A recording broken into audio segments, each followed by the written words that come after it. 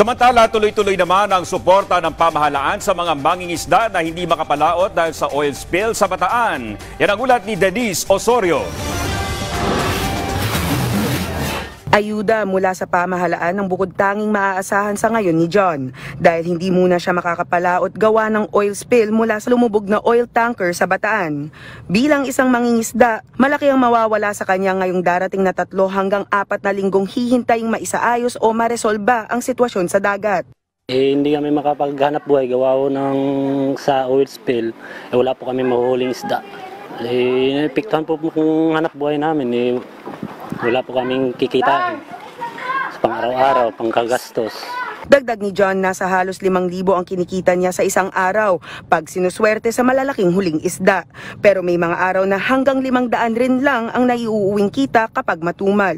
Alin man doon, wala silang kikitain sa mga susunod na linggo, kung kaya't minarapat ng lokal na pamahalaan ng Noveleta at ng Bureau of Fisheries and Aquatic Resources ng Department of Agriculture na mamahagi ng pansamantalang ayuda na makakatulong sa ating mga kababayan na naapektuhan ng naturang oil spill. Sabi ni Noveleta Municipal Mayor Dino Reyes Chua na hindi nila pababayaan ang kanilang mga apektadong mga residente habang nire-resolba ang sitwasyon dahil sa pagtatag ng no-catch at no-sell zones sa kanilang lugar.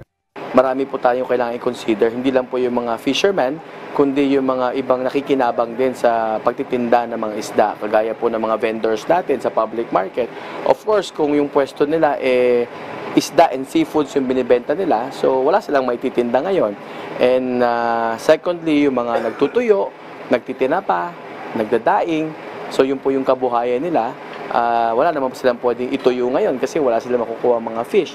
So yan po yung mga kinoconsider natin. Hindi lang po nakafocus sa mga mandaragat or mga fishermen, kundi pati yung maapektuhan sa buong industry. Dagdag pa ng punong alkalde, tinatayang 4 na linggo silang tuloy-tuloy na magbibigay ng tulong upang masigurong walang magugutom na pamilya na apektado ng oil spill. Denise Osorio, para sa Pambansang TV, sa Bagong Pilipinas.